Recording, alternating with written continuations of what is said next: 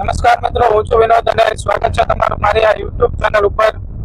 તો મિત્રો, જો આપણે એક નવી મુસાફરી ઉપર જઈ રહ્યા છીએ અને અહીંયા આપણે મિત્રો ઉના બાજુ છે, ઉના ધોકડવા બાજુ. અને આ રસ્તો આપણે જવાનું છે મિત્રો દ્રોણેશ્વર મહાદેવે. તો બના રહેજો વિડીયોની અંદર.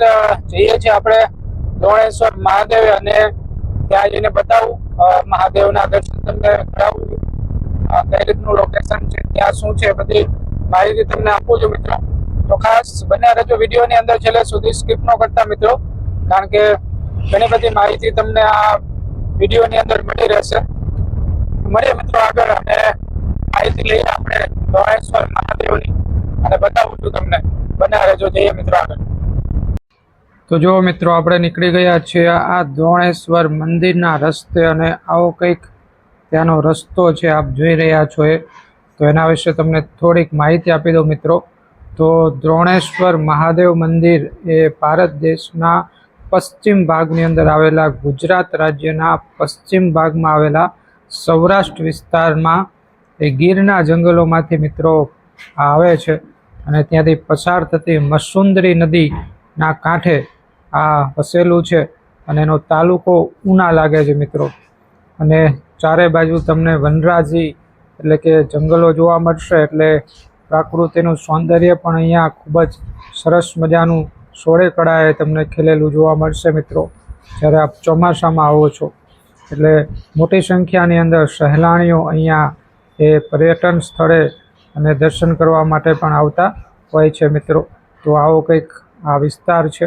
અને મિત્રો, આ નદીના ગર્ભદ્વારમાં એ ગર્ભમાંથી આવતો એક પાણીનો ધોધ ગોમુખ દ્વારા તમને શિવલિંગ ઉપર અવિરત રૂપે પડે છે, એ પણ તમને આગળ બતાવીશ મિત્રો.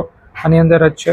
તમને વાત કરી દઉં તો તાલુકા મથક ઉનાથી તલાલા જતા એ રાષ્ટ્રીય ધોરીમાર્ગ ઉપર ગીર ગઢડાથી ઉત્તર પૂર્વની અંદર દ્રોણ ગામ થઈને અહીંયા તમે આવી શકો છો. અને ગીર ગઢડાથી આશરે 6 કિલોમીટરના અંતરે અને ઉનાથી 23 કિલોમીટરના અંતરે મિત્રો આ સ્થળ આવેલું છે. અને અહીંયા એક બંધ પણ જોવા મળે છે, પણ તમને બતાવી દઉં.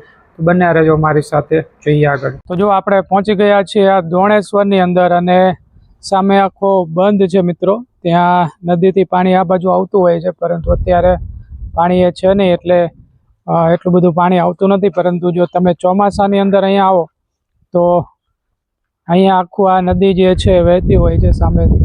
તો એ લોકેશન પણ તમે જોઈ શકો છો. અને તમને બતાવી દઉં કે સામે છે મંદિર છે મિત્રો, સામે દ્રોણેશ્વર મહાદેવનું મંદિર છે. જઈએ આપણે ત્યાં દ્રોણેશ્વર ભગવાનના દર્શન કરીએ. અને આવું કંઈક લોકેશન છે. આ પુલ છે અને એની નીચેથી તમારે મિત્રો સામેથી રસ્તો આવે છે. તમે આવશો એ પુલથી, તમે જેવા આગળ આવશો ત્યાં સામેથી એક રસ્તો આવશે બાજુમાંથી, ત્યાંથી તમારે અહીંયા નીચે આવી જવાનું છે. અને નીચે આવશો એટલે આ રીતનો રસ્તો આવશે. અને મિત્રો, તમારે જો ત્યાંથી ના આવવું હોય તો સામે પણ એક બીજો રસ્તો જાય છે, જો સામે ત્યાંથી પણ તમે આવી શકો છો. એ બીજો રસ્તો છે. તો ત્યાંથી તમે આવશો, જો અહીંયા તમને બતાવી દઉં, આ રસ્તાથી પણ તમે આવી શકો છો અહીંયા. અને આ રીતનું એનું કંઈક લોકેશન છે, જો અહીંયા લખેલું છે દ્રોણેશ્વર મંદિર. તો ચાલો આપણે જઈને તમને બતાવું, ત્યાં અંદર દર્શન કરાવું છું. જો અહીંયા જઈએ આપણે, ચાલો બન્યા રહેજો મારી સાથે.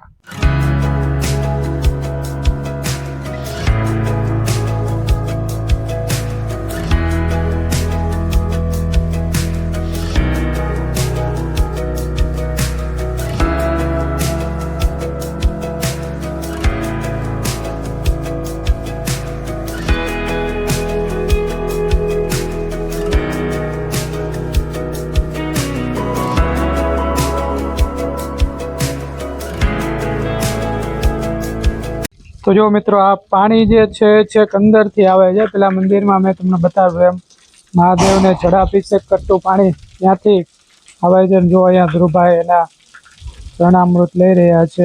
ગાયના મુખમાંથી જે પાણી આવે છે તે છે અહીંયા. ચાલો તો તમને બતાવું, આગળ બન્યા રહેજો. જો આખી નદી છે આ બાજુથી, અને ત્યાંથી આખું પાણી આવતું આપણને જોવા મળે છે. તો જો મિત્રો, આપણે જઈએ આ ત્યાં સુધી અને બતાવું તમને. જો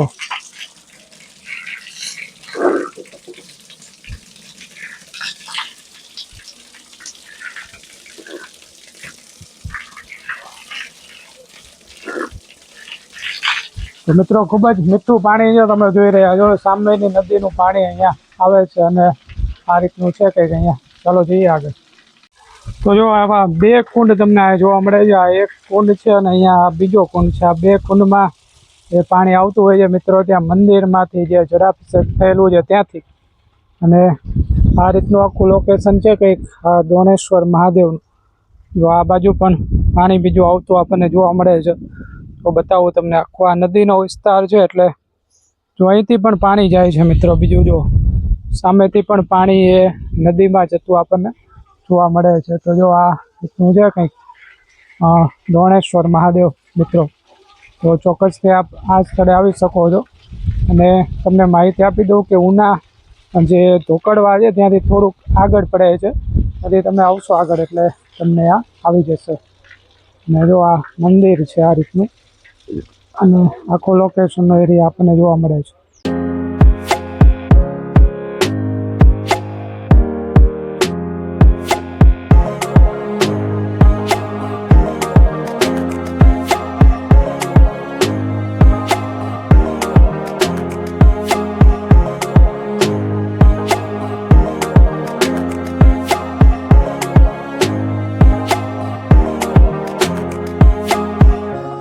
તો મિત્રો આ હતું આપણું દોણેશ્વર મહાદેવનું મંદિર. મિત્રો તમે મહાદેવના દર્શન કર્યા. એ મહાદેવ ને ત્યાં જળાભિષેક સતત થઈ રહ્યો છે મિત્રો. ત્યાં પાણી જે છે આવી રહ્યું છે, મેં તમને બતાવ્યું એમ. તો મિત્રો વિડીયો જો આપને ગમ્યો હોય તો વિડીયોને એક લાઇક આપી દેજો. ચેનલ ઉપર ન હોય તો ચેનલને સબસ્ક્રાઈબ કરી દેજો. અને ખાસ મિત્રો બેલ આઇકન દબાવવાનું પણ ભૂલતા નહીં, જેથી કરીને આપણે મારા કોઈ પણ નવા વિડીયો હોય તો એનું નોટિફિકેશન મળ્યા કરે. અને બીજું મિત્રો હર હર મહાદેવ, ઓમ નમઃ શિવાય લખવાનું પણ ભૂલતા નહીં. તો મળીએ મિત્રો નવા લોકેશન સાથે, નવી માહિતી સાથે. ત્યાં સુધી મિત્રો વિડીયોને પૂરો જોવા માટે તમારો ખૂબ ખૂબ આભાર. થેન્ક્સ ફોર યોર ટાઈમ મિત્રો. આવજો મિત્રો, મળીએ આગળના લોકેશનની અંદર.